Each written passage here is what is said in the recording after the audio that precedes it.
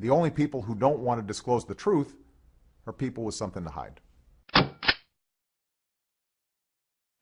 Lieutenant Colonel Terrence Lakin served as Chief of Primary Care and Flight Surgeon for the Pentagon's DiLorenzo TRICARE Health Clinic. He is the lead flight surgeon charged with caring for Army Chief of Staff General Casey's pilots and aircrew. Lieutenant Colonel Lakin's numerous awards and decorations include the Army Flight Surgeon Badge, Combat Medical Badge, Bronze Star Medal, Meritorious Service Medal, Army Commendation Medal with 2 oak leaf clusters, Army Achievement Medal with 1 oak leaf cluster, National Defense Service Medal with Bronze Service Star, Armed Forces Expedition Medal, Army Reserve Component Achievement Medal, Army Service Ribbon, Overseas Service Ribbon 6th Award, and the NATO Service Medal. Lieutenant Colonel Lakin has asked, through his chain of command and his congressional delegation, for proof that Barack Obama is constitutionally eligible to serve as his commander-in-chief. He is the highest-ranking and the first active duty officer to go public over this question. It landed him in prison, from whence he has now returned. Lieutenant Colonel Terry Lakin, it is my honor and my privilege to welcome you to the Global Freedom Report. Thank you for having me on the show, Brent. It's an absolute pleasure. You were in charge of caring for the Army Chief of Staff's pilots and air crews. You have a laundry list of lifetime's service worth of awards and medals. In other words, you've shown yourself to be a competent and high-quality officer. You're not a kook, in other words. So what happened the first time you, a distinguished and high-ranking officer, raised the question of Obama's eligibility, and with whom did you initially raise the question? Brent, it was just a long story of, probably a year and a half, almost 2 years, trying to address this as I was working full-time and putting in long hours, but, in my weekends and spare time or when I could address it with supervisors, I was trying to question the issue. And I tried to do it the only way I knew how of submitting a Article 138 UCMJ, which is in our military legal system, people can put in questions or concerns through their command. And so I tried that through 2 separate chains of command, and I just didn't receive an answer that I thought was, a valid answer. I did try and address this with both the, commander's legal team and also legal assistants in the military, and, I was kind of essentially stonewalled, and people didn't call me back or said that they didn't know what to do and didn't know how to address this issue. Well, now, I'm curious because media has characterized people who have questioned Obama's eligibility, they call them birthers, but they've pretty much characterized them as being conspiracy theorists and kooks and in some way off, not thinking right. But like I said before, you are clearly distinguished. You're a high-ranking officer. You have earned that lieutenant colonel rank. Nobody can look at you, especially in the military, and think this guy's a nut. So how did your superiors receive the question? I mean, I understand that, they didn't give you a satisfactory answer, but how did they kind of interact with you over it? It's just been a variation of everything. A lot of mostly majority of people nod their heads and say, yeah, we think it's an issue, but, what do you do? The naysayers are saying that, maybe he submitted his birth certificate and that's, met the standard. And, other people, it's all the same arguments, perhaps, he was born here, so he's a citizen. Well, there has to be a little higher standard here. I would hope so. At what point did it become apparent that your questions were causing a situation that was going to get out of hand? Well, I think I had been trying to, question this internally since it came about, but, you know, pretty much at a deadline of, you know, with my deployment. I had been seeking out a deployment before the elections and knew it was my turn, and I enjoyed deployments, and I, you know, thought that I provide a valuable service on deployments. I had been lining up a job with a unit that was imminently deploying, and I decided to retract my name from that. Then it was probably 6 months later when I came up on the short list to be marked for that surge in Afghanistan. In my opinion, it was just being part of the surge in Afghanistan that President Obama, you know, ordered by his speech that he gave at West Point, pretty much gave me a direct line that I was being ordered by him to go to Afghanistan. What is your current official status with the military? You haven't been discharged. Are you still on active duty or what? What's your status? The status I'm still on active duty and just what they call appellate leave. And the appellate leave I'll stay on that status until the appeals process is taken out to a conclusion. That could be 8 months to year and a half. So, in other words, you are still an active duty officer. In other words, you're still bound by the Uniform Code of Military Justice. I am, yes. Okay. I just want to make sure everybody understood that as well. And because, you know, that's appropriate. Now, you were in prison. Why? I mean, what was the official reason, and for how long were you incarcerated? Well, I did come down on orders to report to a unit at Fort Campbell that was preparing for deployment to Afghanistan, and several weeks prior to that report date, I informed my superiors that I was not going to report there until we had some assurances that we had a legitimate commander-in-chief.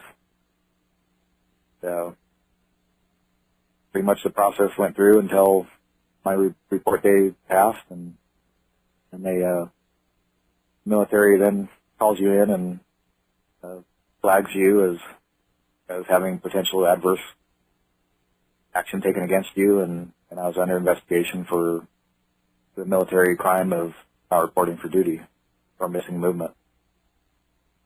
Now, and again, I may not have this right, so I'll ask you to correct me, but so does that precipitate a court-martial, and the court-martial is what landed you in prison? It does. They launched their investigation, and also at this time I was ordered to report to my brigade commander to discuss the matter, and at the time had never done anything like this before. I was extremely scared and didn't have any legal representation with me at the time, and I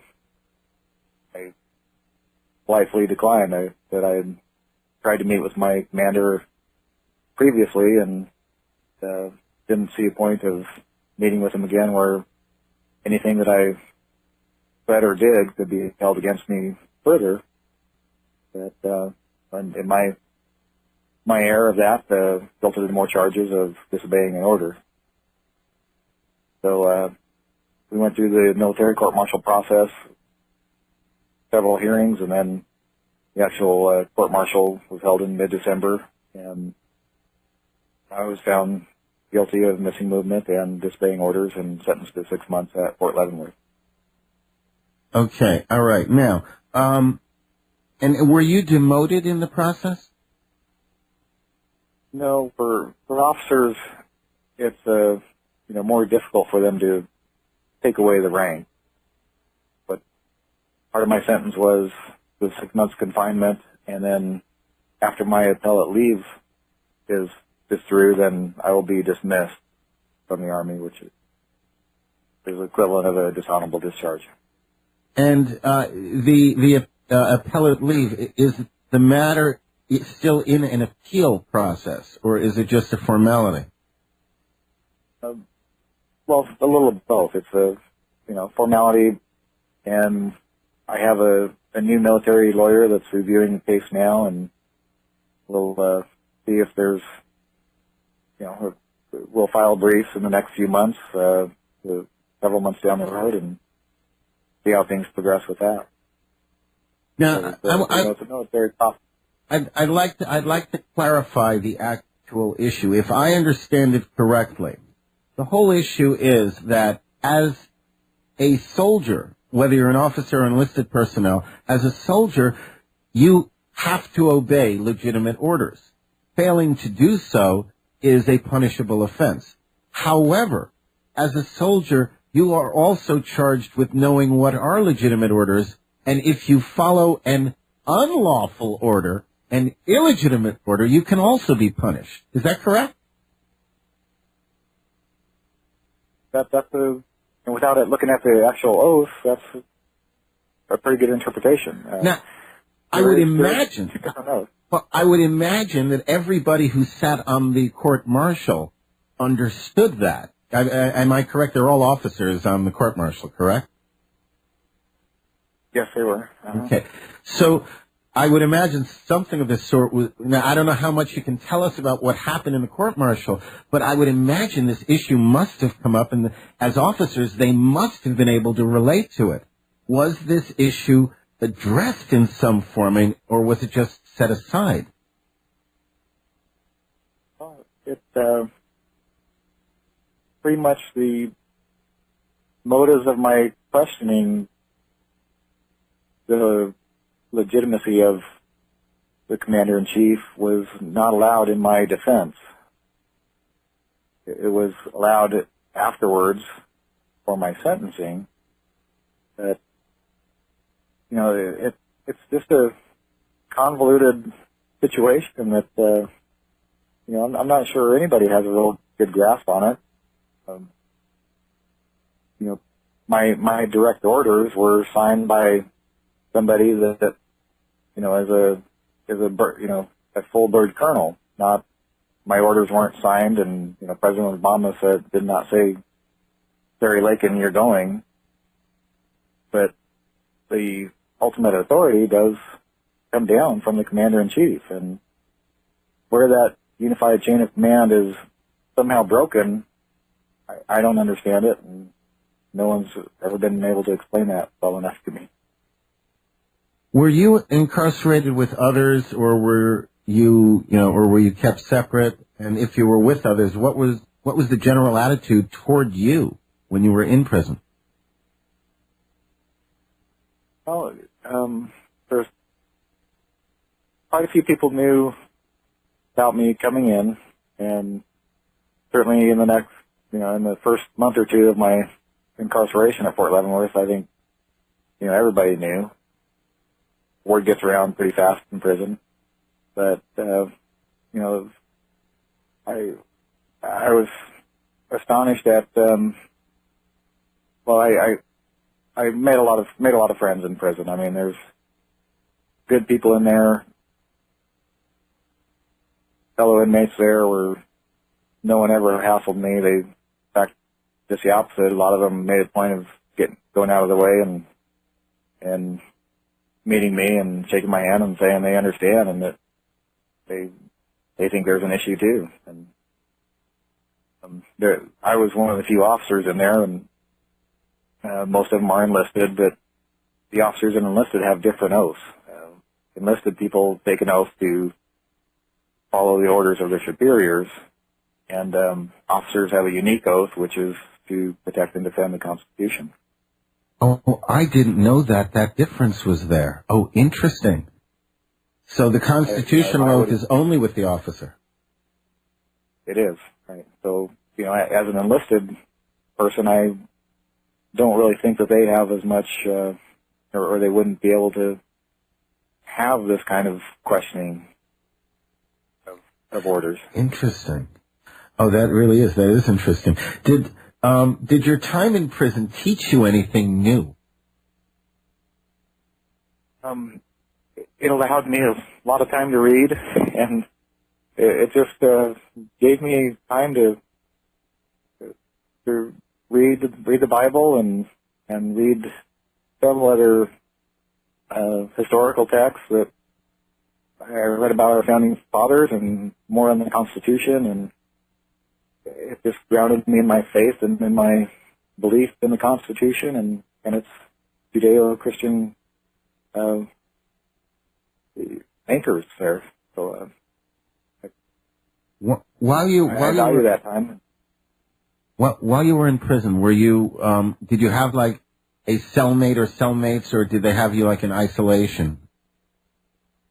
Well, the initial 2 weeks was in isolation. They called it reception, but it was basically you're in a separate part of the prison, and you're only allowed outside for, do 1 or 2 hours a day to play cards with some of the other guys that are in the reception classification. But in the general population, I did have a roommate, became a wonderful friend, very talented, and an extremely great sergeant that was in the Army, and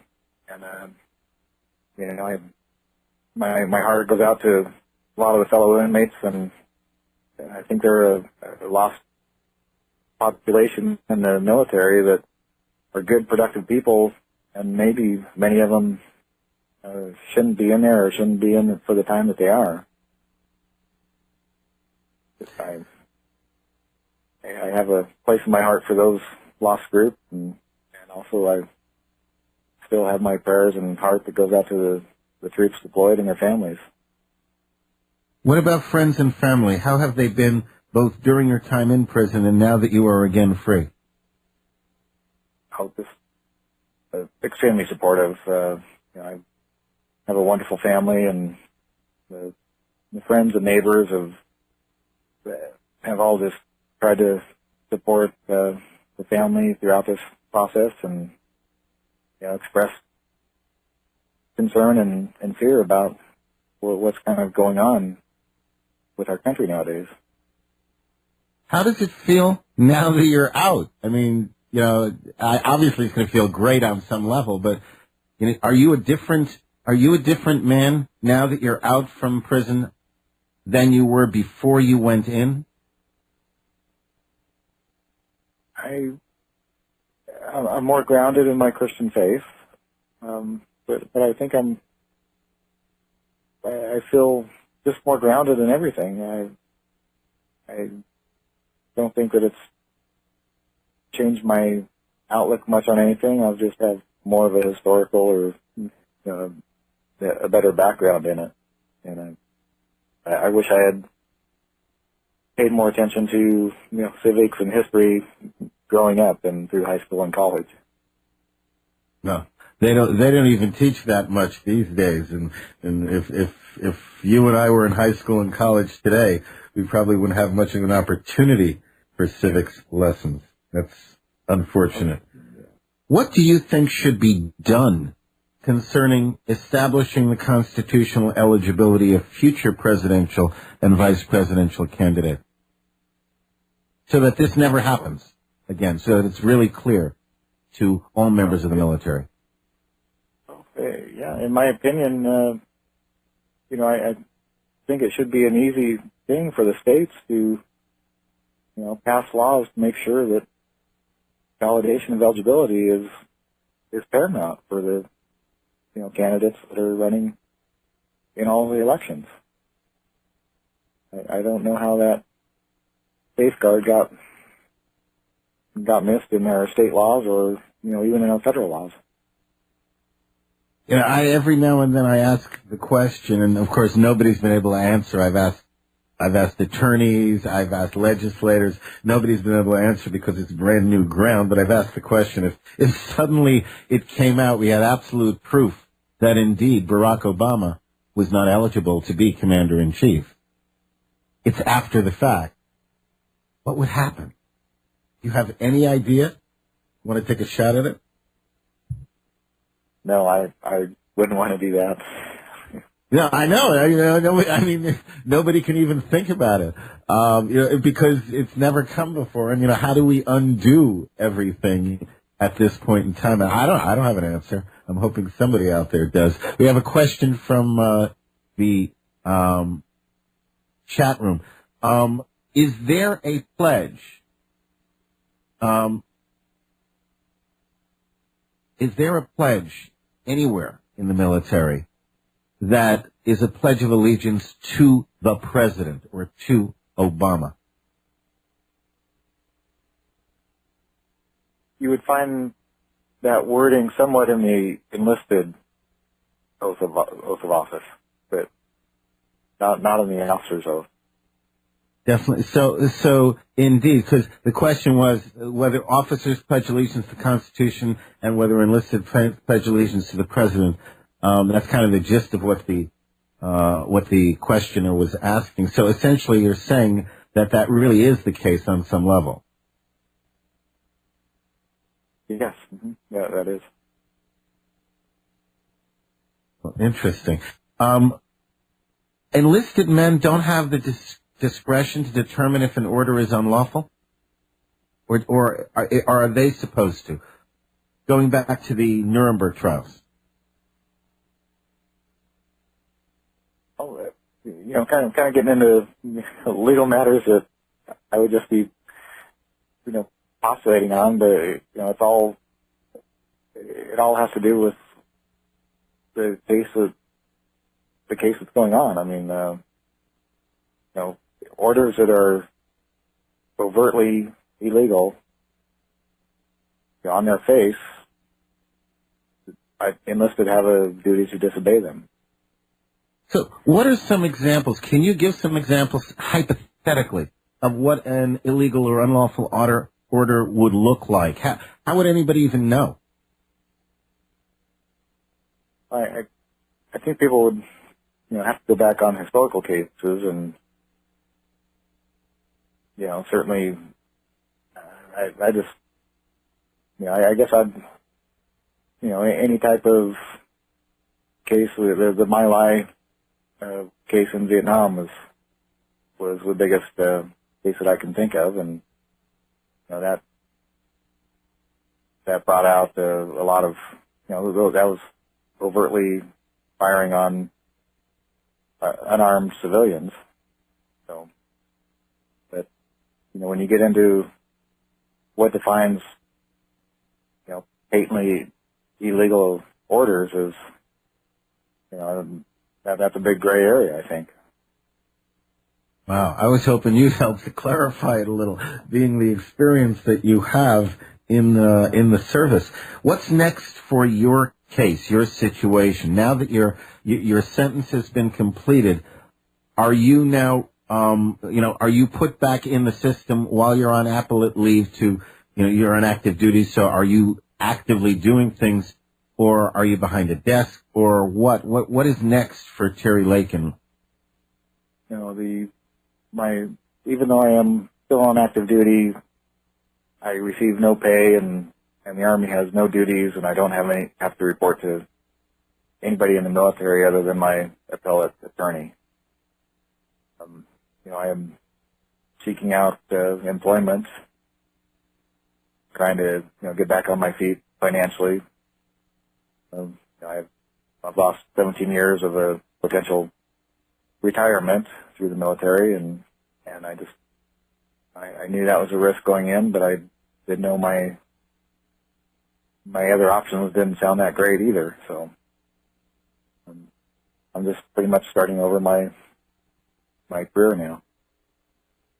Do you have any regrets that you ever raised the Obama eligibility issue in the first place? I don't. I'm at peace with it. I think it's an issue that needs to be resolved somehow, and I don't know what led me down to trying to resolve this internally with the military, a year and a half before anything, before I took the action that got me court-martialed.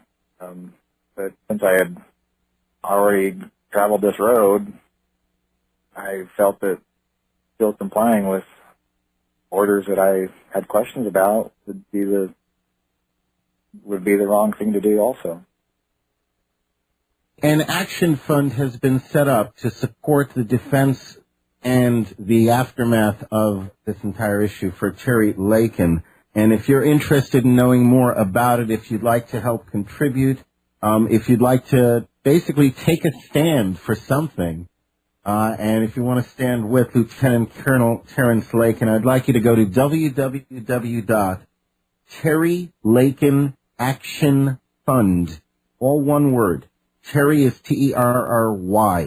Terry Lakin, Lakin. TerryLakinActionFund.com. And please be generous, because we have a man here who is standing for something, and he could use our support, he could use our help in making that stand. And, more of you need to make these types of stands. Too few of us are willing to do so. Is there anything else you would like people to know, either about your experience past or what's coming up for Terry Lakin?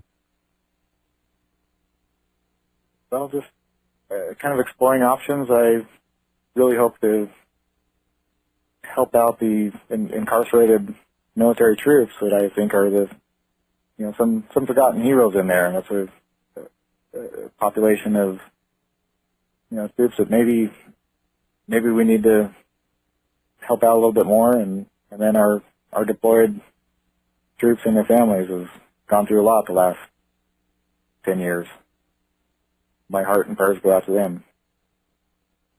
As do ours, not only to them, but to you as well. My guest has been Lieutenant Colonel Terry Lakin, and if you would like to help out, if you want to participate, if you want to know more about his experiences and the stand he has taken on behalf of truth and justice, go to www.TerryLakinActionFund.com, TerryLakinActionFund.com. Terry, God bless you, and thank you for taking the stand. You're taking a position on behalf of so many more who you will never know directly.